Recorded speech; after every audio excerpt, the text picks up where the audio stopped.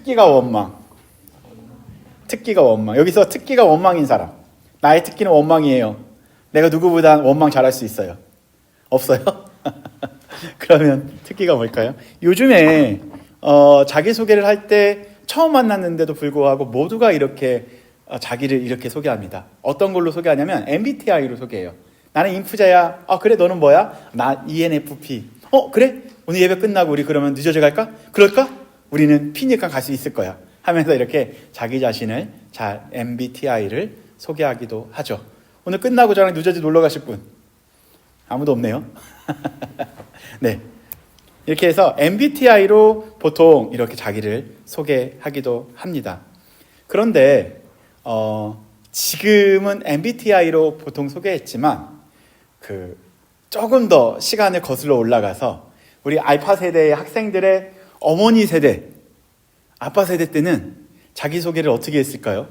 보통 우리 때는 뭐가 있었냐면요, 지금은 인스타가 있죠. 인스타에 보게 되면 조금 친해지고 싶은 사람은 팔로우를 하고 조금 거리를 두고 싶으면 언팔을 하죠. 아니에요? 언팔 안 해요? 그냥 팔로우 자체를 안 하는군요. 예. 그런데 여기는 뭐 인스타가 있었지만 우리 때는 뭐가 있었죠? 네? 싸이월드보다 전에 뭐가 있었죠, 지사님? 이거 한번 준비해봤어요. 이미지로. 혹시 기억나시는 분 계시나요? 펜팔이 있었어요. 펜팔. 기억나시죠? 아니요, 저는 저 세대 아니에요. 이게 딱 선긋기를 하시는데 사실 이게 80년대, 90년대까지도 했었습니다. 90년대까지도 초반까지는 있었어요. 소년 동화인가요? 거기 뒤에 보게 되면 리스트가 쭉 있죠. 해외 펜팔은 뭐냐면 우리 때는 다 SNS가 발전이 되어 있어서 그런 관계를 인스타를 통해서 맺었지만 저희 때는 그런 게 없었어요. 뭐 인터넷도 잘 되지 않았기 때문에 보통 펜팔이 뭐냐면요, 이게 팔로우의 팔이 아니고 이건 펜으로 친구를 사귄다예요. 그래서 편지를 주고받고 하는 시대에 살았던 분들이 어머니 아버지 아실 거예요. 펜팔. 네, 물어봐요. 펜팔 해보신 적 있어요? 이렇게 각자 물어봐야 돼요. 있을 때 물어보지 말고 혹시 펜팔 해본 적 있어요? 라고 이렇게 물어보시면 좋습니다. 근데 펜팔 중에서도 해외 펜팔이 우리 때 조금 유행했었어요. 왜? 영어 공부를 조금 더 잘하기 위해서 해외에 있는 친구들에게, 미국에 사는 친구들에게 영어로 펜을 들어서 이렇게 만나기도 합니다. 네, 감성이 있었어요. 지금 인스타가 있었다면 그때는 나름대로의 아날로그적인 감성이 있었습니다. 그래서 편지를 쓰고 드디어 매칭이 돼요. 만나요. 근데 되게 재밌는 기사도 하나 보고 왔는데 그때 당시에 기사를 보게 되면 사진과 다르네요. 그래서 이게 인스타 원조가 펜팔이었던 것 같아요. 사진과 다르네요 해서 매칭이 안 된 사람도 있고 매칭이 되기도 하였습니다.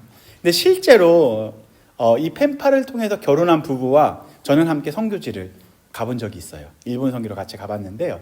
그 부부는 펜팔을 통해서 서로 알게 됐고 펜팔을 통해서 만나게 됐고 결혼까지 하게 된, 자녀까지 이렇게 잘 키워서 선교까지 간 부부도 만나기도 했습니다.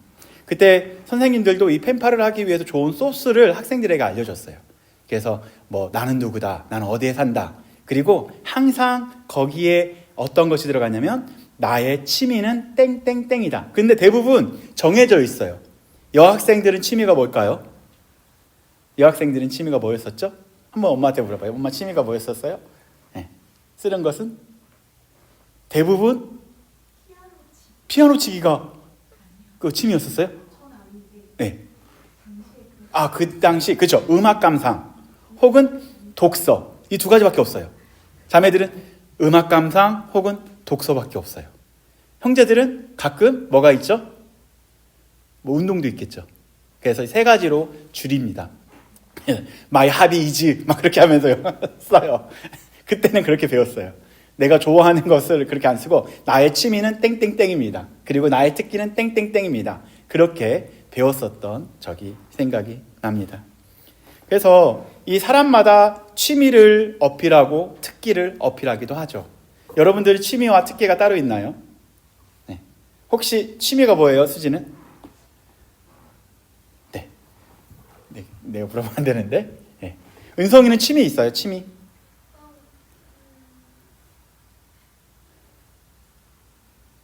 갑자기 물어봐서. 그렇죠. 딱히요, 그 CCM 듣기. 음악 듣기. 아, 맞아요, 맞아요. 예. 보통 예, 그렇게 합니다. 특기는 뭐예요, 특기? 아, 은유는 배드민턴 잘하는 것 같아요. 운동 좀 진짜 운동 감각이 있는 것 같아요. 그렇죠? 운동이 특기죠. 아, 예. 그래서 저도 이 제자 훈련할 때마다 취미와 특기를 물어보기도 하고 취미와 특기를 제가 대답하기도 합니다. 제 취미가 뭐 같아요? 운동. 특기는 운동밖에 없어요. 아, 그렇게 가면 안 되는데. 저 목사인데. 저는 취미를 항상 이렇게 이야기해요. 제자 훈련할 때입니다. 저는 취미는 뭐냐면 원어 성경을 읽어서 그 원어를 한국말로 번역하는 게 제 취미예요. 그래서 이거를 이렇게 번역하면 좋겠다 싶어서 번역하는 게 제 취미입니다. 특기는 뭘까요? 특기. 말하기. 말하기. 아, 그렇군요. 감사합니다. 말하기. 제 특기는 말하기보단 내가 번역한, 취미로서 번역한 그 하나님의 말씀을 삶으로 번역해 내는 게 제 특기가 되고 싶습니다라고 말을 해요. 그러나 여전히 제 취미는 그 원어로 한국어로 번역하는 거지만 제 특기는 여전히 하나님의 말씀을 삶으로 번역하는 것은 참으로 어렵다라는 것을 느끼면서 그것이 특기가 되고 싶다라는 소망을 갖고 살아가고 있습니다.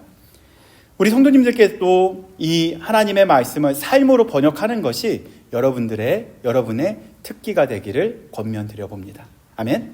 단 한 가지라도 하나님의 말씀을 삶으로 번역해 나가기. 그것이 여러분들의 특기, 저의 특기가 되면 좋겠습니다. 그런데 아담 이후로 인간이라는 존재는 죄성이 있어서 그런지 특기가 뭐였냐면 하나님의 말씀을 삶으로 번역해 나가기가 아니라 반대로 하나님의 말씀을 안 듣기. 그죠? 하나님의 말씀을 거절하기. 순종하지 않기, 불순종하기. 혹은 하나님의 말씀보단 세상의 달콤한 말들에 더 귀를 기울이게 됩니다. 그리고 또한 우리들은 어떻죠? 사람들을 칭찬하기보단 사람을 짓누르려는 습관들이 우리 안에 있습니다. 그리고 하나님의 말씀보다 무엇에 우리는 더 이렇게 하나님의 말씀보다 무엇에 더 귀를 기울이죠? 세상에서 말하는 그런 달콤한 유혹에 더 귀를 기울이고 하나님께 감사하기보다 하나님을 원망하는 모습이 우리에게 더 많은 것을 발견하게 됩니다. 오늘 본문을 잘 읽어보면 또한 자세히 읽어보면 계속 반복됐던 단어들이 있어요. 어떤 단어였었죠? 이게 가끔은 동사로 사용됐고 가끔은 명사로 사용됐어요. 이게 오늘 본문에서만 7번 나옵니다. 7번. 어떤 단어였을까요? 힌트는 제목에 있어요. 뭘까요? 뭐 같아요? 맞아요. 뭐라고요? 원망. 그 짧은 본문에 원망이 몇 번 나왔다고요? 몇 번이요? 7번 나왔어요. 확인해 볼까요? 네. 이렇게 보게 되면 보시면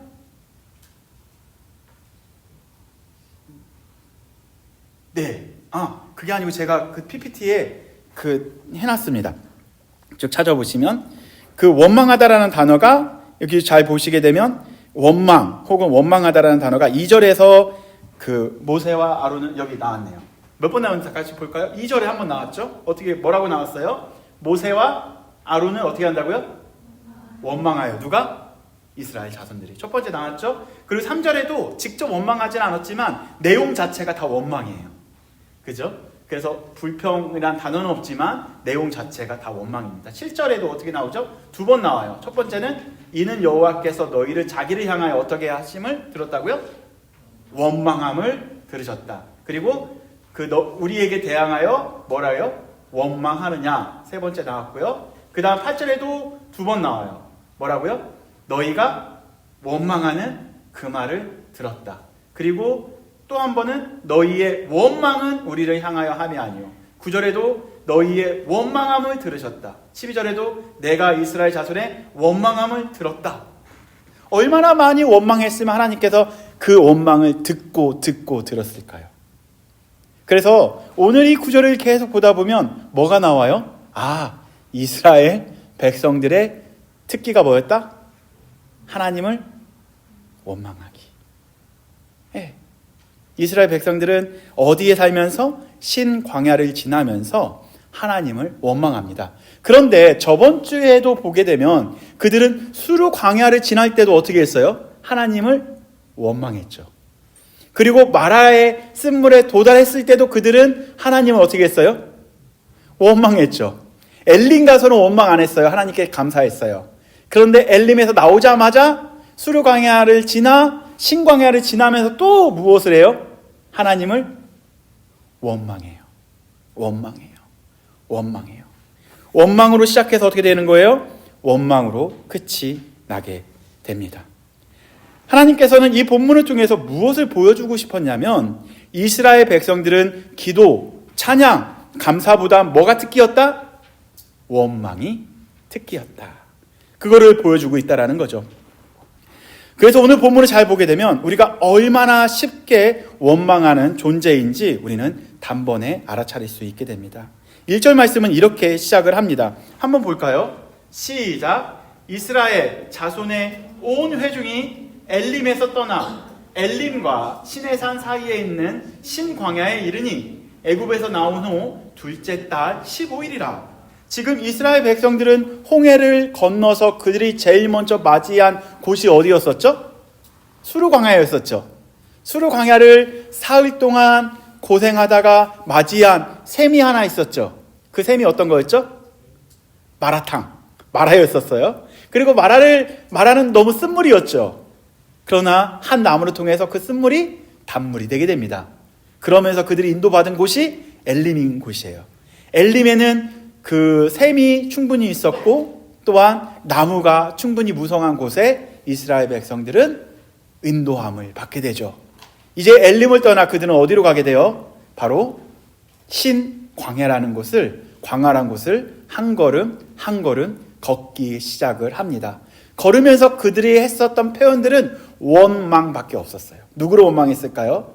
리더를 원망하고 하나님의 백성을 원망하고 궁극적으로 하나님을 원망하며 그 신광야를 쭉 걸어갑니다. 지도를 한번 볼까요? 이스라엘 백성들이 걸어왔었던 곳, 바로 이 라암삭에서 숲곳을 지나 에담으로 지나 홍해를 건너게 됩니다. 건너자마자 맞이한 곳이 뭐라고요? 수르 광야예요. 수르 광야에서 울퉁불퉁한 그거 들으셨죠? 그래서 울퉁불퉁한 곳을 지나 어디까지 맞이하죠? 마라라는 곳에 도착을 합니다. 마라는 어떤 뜻이라고 했어요? 쓰다. 인생이 너무 쓰다. 그러나 이 쓴 물에서 무엇을 경험해요? 한 나뭇가지를 통하여 예수 그리스도의 구원함을 거룩하고 단맛을 경험하게 됩니다. 이곳에서 엘림으로 가게 된 거예요. 그런데 오늘 1절에 보니까 어떻게 나왔냐면 엘림에서 떠나 엘림과 시내산 사이에 있는 어디에? 신광야에 이르렀다고 이야기합니다. 다시 들어볼까요? 지금 보게 되면 시내산은 맨 남쪽에 있습니다. 다시 말해 엘림과 시내산 사이는 전체가 다 신광야인 거죠. 다시 말해 시내산에 도착하기 전까지 이스라엘 백성들은 힘으로, 몸으로, 전인격적으로 무엇만 한 거예요? 하나님을 원망만 했습니다. 하나님을 원망만 했습니다. 원망을 시작으로 원망으로 끝나게 된 거죠. 그래서 오늘은 그 광야에서의 원망이라는 주제로 3대지로 나눠 보았는데요. 첫 번째는 원망이 특기가 된 백성이라는 제목으로 첫 번째 2절과 3절을 보려고 합니다. 그들은 엘림이라는 곳, 엘림은 마치 천국과 같았습니다. 쉼이 있었고 물이 있었고 행복이 있었던 곳, 그 엘림을 떠나 다시 광야를 걸어가게 됩니다. 사실 우리가 은혜를 받고 다시 학교에 가면 참 힘들죠. 광야라는 그러한 것을 경험하게 됩니다. 그래서 반응적으로 그들은 불평과 원망이 터집니다. 그들의 타겟은 누구였냐면 바로 모세와 아론이었죠. 2절 말씀 다 같이 읽어보도록 하겠습니다. 시작. 이스라엘 자손 온 회중이 그 광야에서 모세와 아론을 원망하여로 시작이 됩니다. 원망이 시작이 된 거죠. 그 원망을 잘 보게 되면 누구를 향하여 원망을 한 거예요? 그들을 구원한 바로 모세와 아론을 향하여 원망을 하게 됩니다. 그런데 원망의 내용을 잘 보게 되면요, 사실과 왜곡된 원망을 하게 됩니다. 한번 볼까요? 3절 말씀에 그렇게 나오는데요, 사실의 원망이 시작이 되면 원망의 실체를 경험하게 되는데요. 두 번째 보도록 하겠습니다. 두 번째는 원망의 실체인데 왜곡된 원망을 3절을 통해서 보도록 하겠습니다. 3절 말씀 시작. 이스라엘 자손이 그들에게 이르되 우리가 애굽 땅에서 고기 가마 곁에 앉아 있었던 때와 떡을 배불리 먹던 때에 여호와의 손에 죽었다면 좋았을 것을 너희가 이 광야로 우리를 인도해 내어 이 온 회중이 주려 죽게 하는도다. 그들이 정말로 그 이스라엘 백성들이 애굽에 있었을 때 고기를 충분히 먹었나요? 배부르게 먹었나요? 그들은 고통과 아픔이 그들의 인생의 전부였었습니다. 그러나 그들은 왜곡된 그러한 기억을 말미암아 모세와 아론을 향하여 왜 우리를 이끌어왔냐? 왜 우리를 이곳까지 데려왔냐라고 원망을 하게 됩니다. 그러나 그 왜곡된 원망이 커지면 어떻게 되냐면요, 모세와 아론에서 멈추지 않고 그 원망이 하나님께로 향하게 됩니다. 누구를 향하여 가게 된다고요? 바로 하나님을 향하여 가게 된다라는 거죠. 사실 이 원망이 계속 커지게 되다 보면 이 누룩처럼 걷잡을 수 없을 만큼 정말로 커지게 됩니다. 그래서 저는 사랑하는 성도님들께 이런 교회를 함께 만들어 가보자고 권면드리고 싶습니다. 뭐냐면 이 교회 안에서는 사랑과 공동체와 하나님에 대한 원망과 불평이 내 귀에 들어오게 되면 거기서 함께 멈추는 교회, 그리고 거기서 멈춰서 함께 기도하는 문화를 우리 성도님들과 함께 만들어 가고 싶습니다. 잘못된 부분이 있으면 교회는 서로 고쳐나가야 합니다. 그러나 그것이 원망과 불평으로 바뀌게 되면 교회가 아무리 성장을 해도 그 부흥한 교회는 무의미하지 않을까, 하나님께서 기뻐하지 않은 교회가 되지 않을까라는 생각을 해보게 되었습니다. 아무쪼록 사람에 대한 원망이 어떻게 되냐면요, 궁극적으로 하나님을 원망하는 것으로 번지게 된다라는 거죠. 그래서 그 원망에 대한 실제 두 번째가 하나님을 향한 공격으로 바뀌게 됩니다. 우리 7절 말씀 한번 읽어보겠습니다. 이건 하나님께서 말씀해 주신 건데요, 7절 말씀 한번 보겠습니다. 시작. 아침에는 너희가 여호와의 영광을 보리니 이는 여호와께서 너희가 자기를 향하여 원망함을 들으셨으리라.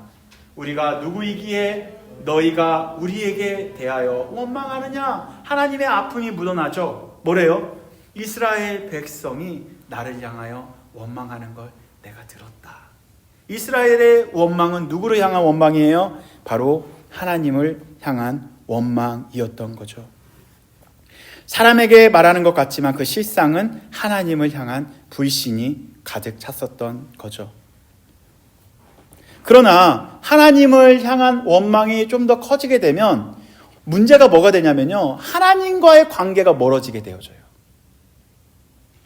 원망이 거기서 멈추고 다시 돌아오면 되는데, 여호와께 돌아오면 되는데, 원망하게 되면 하나님과의 관계가 멀어지게 됩니다. 뿐만 아니라 그걸 어떻게 볼 수 있냐면 예배와 멀어지게 되는 가장 궁극적인 단어가 원망이라는 거죠. 우리 9절 말씀 한번 읽어보도록 하겠습니다. 예배에서 멀어지게 하는 원망인데요, 실체 시작. 모세가 또 아론에게 이르되 이스라엘 자손의 온 회중에게 말하기를 여호와께 가까이 나오라. 여호와께서 너희의 원망함을 들으셨느니라 하라. 아멘. 원망을 하다 보면 자기도 모르게 이스라엘 백성들은 조금씩 하나님과 거리 두기를 합니다. 하나님은 코로나에 걸리지도 않으셨는데 우리가 먼저 하나님과 멀어지기 시작하는 거죠. 그죠? 그렇죠? 그러나 하나님께서 뭐라고 말씀하시냐면 괜찮다. 가까이 와라. 가까이 와라. 내가 너의 원망함을 들었다.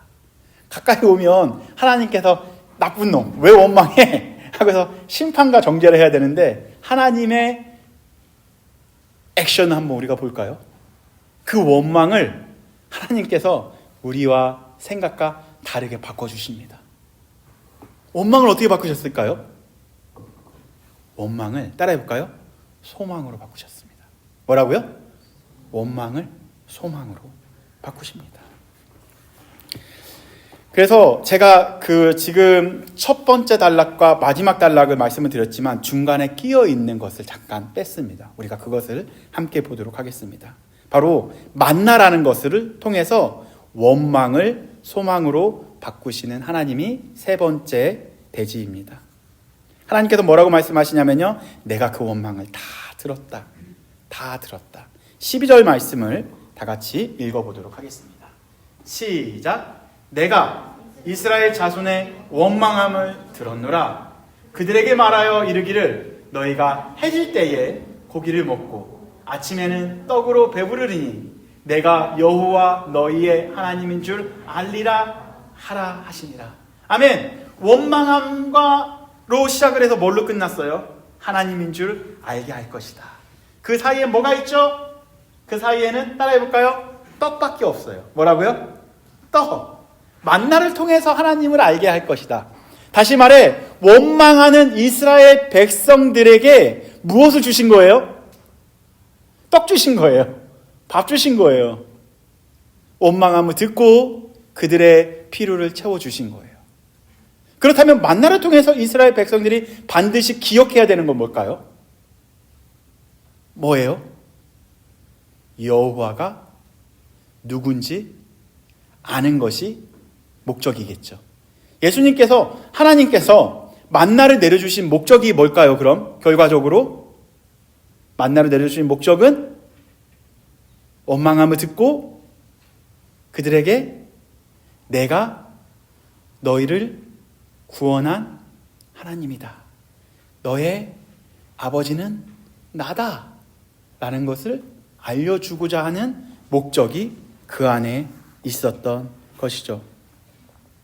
그래서 우리가 알아야 하는 것은 그 만나와 메추라기를 주신 이유, 단순히 원망하니까 그래 너 먹고 떨어져, 그게 아니라는 거죠. 만나가 궁극적으로 주는 의미가 숨겨져 있습니다. 원망하던 이스라엘 백성, 입으로 원망했던 그 이스라엘의 입술에 무엇이 들어갔냐면요, 떡이 들어가기 시작을 합니다. 원망했던 그 입술이 소망의 입술로 바뀌게 됩니다. 뭐가 들어가니까? 떡이 들어가니까. 나중에 그 떡은 무엇으로 바뀌냐면요, 신약에서는 만나를 뭘로 해석하는지 아십니까? 신약에 돌아와서는 만나를 뭘로 해석을 하냐면 바로 산떡이신 예수 그리스도를 해석으로 합니다. 아멘. 우리 인생에 있어서 원망밖에 없죠. 원망할 수밖에 없죠. 태어나자마자 우리는 무엇을 하죠? 엥 울잖아요. 왜 울을까요? 힘들어 죽겠어요. 그런 표현이에요, 아기가. 그쵸? 아기가 태어나면 나 엄마 뱃속에서 나온 지 참 힘들었어요. 왜 힘들게 해요? 네. 울부름으로 시작을 하여 그렇게 1살, 2살, 3살 그렇게 장성하면서 우리의 삶을 보게 되면 원망이 누적이 됩니다. 그렇게 시간이 지나면 우리가 어른이 되고 노인이 되고 나서 또 우리가 하나님을 맞이하기 전에 어떻게 끝날까요? 참 인생 별거 없구나 하면서 원망이 누적이 되면서 그렇게 인생은 끝이 나겠죠. 그러나 우리 인생을 하나님께서 원망으로 시작해서 원망으로 끝나게 하게 설계하지 않으셨습니다. 이러한 광야라는 곳을 통해서 하나님이 누구신지, 산떡이신 예수 그리스도를 통해서 원망이 아니라 소망으로 바뀌게 하는 것이 하나님의 궁극적인 목적이었던 거죠. 4절을 보게 되면 3절부터 순차적으로 그 원망에서 소망으로 바뀌는 것을 우리가 경험하면서 오늘 말씀을 마치도록 하겠습니다. 3절 말씀을 더 순차적으로 보겠습니다. 3절에 이렇게 나와 있습니다. 제가 읽어드릴게요.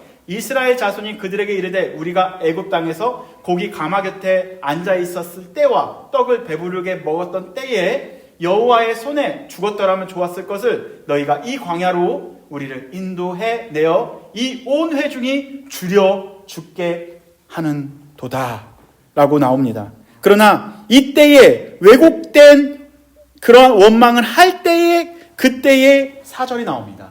사절 다 같이 읽어볼까요? 시작. 원망할 그때에, 시작. 그때에 여호와께서 모세에게 이르시되 보라, 내가 너희를 위하여 하늘에서 양식을 비같이 내리리니 백성이 나가서 일용할 것을 날마다 거둘 것이라. 이같이 하여 그들이 내 율법을 준행하나 아니하나 내가 시험하리라.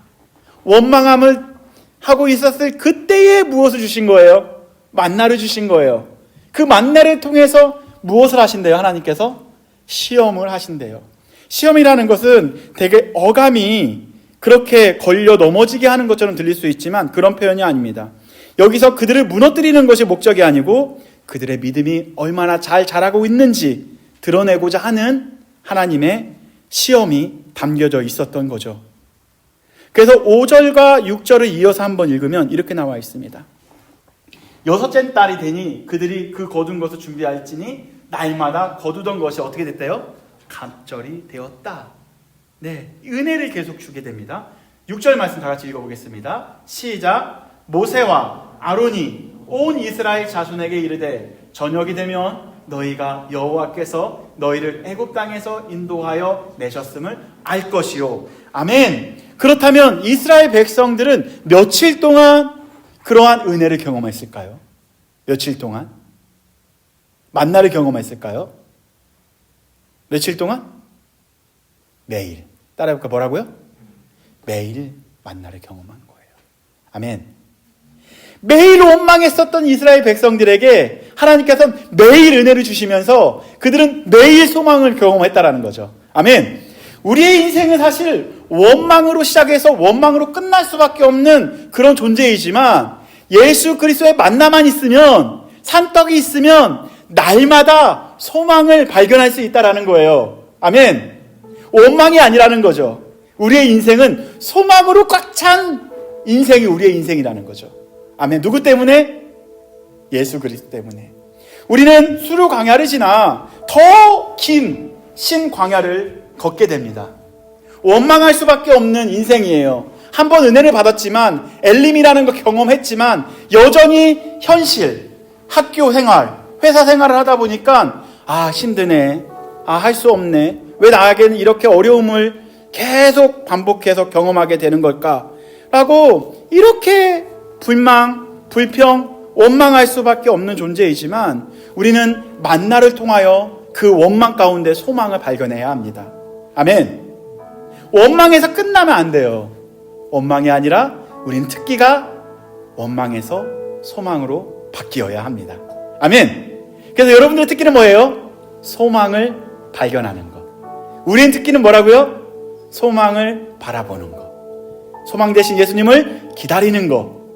그래서 오늘도 소망을 갖고 살아가는 것. 되게 재밌지 않아요? 오늘이 의미 있지 않아요? 내일도 어렵겠죠? 그러나 그런 어려움 속에서 우리는 무엇을 발견할 수 있다고요? 소망. 그것이 바로 여러분들의 특기가 되어야 합니다. 내 인생이 왜 그러지? 나는 왜 안 풀릴까? 왜 나만 힘들어하는 거지?가 아니라 내 인생이 왜 그러지가 아니라 내 인생에 찾아오신 예수님이 계시니 힘들어도 너무 감사하네. 나는 왜 일이 잘 안 풀리지가 아니라 여전히 안 풀린 그 가운데, 고통 가운데 예수님이 참 위로가 되는구나. 찬양의 위로가 되는구나. 예배를 통해 내가 회복이 되는구나를 경험하셔야 합니다. 또 일상이라는 곳에 여러분 나갔을 때 힘듦을 경험하겠죠. 나는 여전히 힘들고 지쳐가네.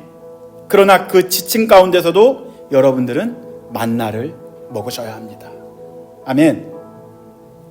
산 생명이신, 생명이 떡이신 예수 그리스도를 먹어보십시오. 경험해 보십시오. 그러면 산 소망이 여러분들이 먹게 되는 것이죠. 세상 사람들의 특기는 원망일지 모르겠지만 그리스도인의 특기, 아니 여기 앉아 계시는 여러분들의 특기, 필리 뉴 라이프의 성교 교회의 모든 성도들의 특기는 뭐냐면요, 원망을 소망으로 바꾸는 것이 특기가 되기를 소망해 봅니다. 이번 주에도 그렇게 살아가시기를 권면드리고 우리가 함께 기도하는 시간을 갖도록 하겠습니다. 함께 기도하겠습니다. 우리의 인생을 보게 되면 사실상 제 인생을 돌아봤을 때 저도 원망을 했습니다. 왜 내 인생은 이렇게 잘 안 풀릴까? 왜 나는 왜 불행한 인생일까? 왜 나는 이렇게 그러니까 이 모든 결과에 있어서 주변을 원망했어요. 부모를 원망하고, 친구를 원망하고, 상황을 원망하고, 또한 사회를 원망하고, 원망할 것밖에 없더라고요. 제 특기가 원망이었어요. 원망, 비난, 비판, 그런 것밖에 없더라고요. 그러나 예수님을 만나고 나서부터는 바뀌었어요. 아, 소망이 있구나. 오히려 우리 가족을 이렇게 원가족을 만드신 하나님의 계획이 있었구나. 이런 고통 가운데서도, 눈물 가운데서도, 아픔 가운데서도 소망이 발견하기 시작을 한 거죠. 소망이 발견되기 시작을 한 거죠. 오늘도 만나를 통하여, 예수 그리스도를 통하여 원망이 아닌 소망을 발견하는 우리가 되게 해달라고 우리 함께 기도하며 주 앞에 나아가도록 하겠습니다. 우리 주여 한번 부르시면서 간절히 기도하겠습니다. 주여,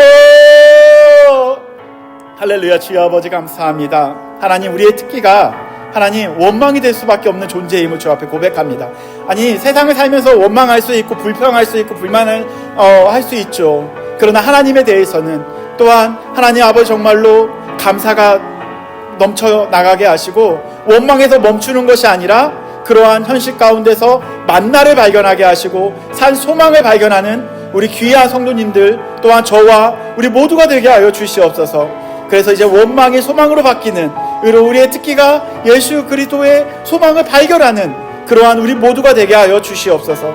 여전히 연약합니다. 부족합니다. 그러나 그 소망을 발견하며 한 걸음 한 걸음 소망 가운데 걸어갈 수 있는 우리 모두가 되게 하여 주시옵소서. 그래서 우리의 소망이 예수 그리스도가 되게 하여 주시옵소서. 예수 그리스도가 우리의 목적이 되며 우리의 삶의 이유가 되게 하여 주시옵소서. 그래서 이 모든 것이 원망에서 결과가 나오는 것이 아니라 소망으로 결과가 이어질 수 있도록 주님께서 은혜 베풀어 주시옵소서. 주여 잡아 주시옵소서. 우리 하나만 더 기도하도록 하겠습니다. 우리 필라델피아 도시를 위해서 기도하면 좋겠습니다. 이 도시를 보게 되면 참 어둡고 많은 이렇게 어두운 소식들이 많이 있습니다. 그러나 이 도시를 위하여 도시에 살고 있는 우리가 기도하지 않으면 누가 이 어두운 땅을 위해서 기도하겠습니까? 하나님, 이 땅을 원망의 땅이 아니라 바로 소망의 땅으로 바뀌게 해달라고 하나님, 주의 백성들 우리가 기도합니다. 그래서 이곳에서 하나님을 원망하는 소리가 하나님을 찬양하는 소리로 바뀌게 해달라고 우리가 대신 같은 마음으로 기도하며 이 필라델피아와 이 교회와 우리 그 주변을 위해서 함께 기도하는 시간을 갖도록 하겠습니다. 기도하겠습니다. 할렐루야. 주여 아버지 감사합니다. 주님께서 우리를 필라델피아라는 귀한 땅으로 인도하셨고 보내주셨는데 이 땅이 주의 백성들로 하여금 빛을 보이게 하시고 빛을 드러나게 하시고 소망을 보게 하시는 애 감사합니다. 그래서 우리가 가는 곳곳마다 하나님 소망이 심겨지게 하시고 소망이 튀어나오게 하시고 소망을 발견할 수 있는 그러한 필라델피아가 되기를 소망합니다. 우리의 학교가 되길 소망하고요, 우리의 회사가 되길 소망하고요, 우리의 아버지 가정이 되길 소망하고요, 우리의 교회가 되길 소망하고요, 또한 하나님 이러한 우리 개인이 되기를 소망합니다. 그리고 우리 학생들, 우리 또한 다음 세대 학생들, 또한 우리 귀한 우리 지사님 가정들, 또한 하나님 우리 모든 목회자 가정들, 하나님 이 섬기는 모든 가족들이 정말로 소망 되신 예수님 때문에 정말 날마다 기쁨이 넘치고 소망이 넘치는 그러한 하나님 2025년도에 12월이 되게 하여 주시옵소서. 그리고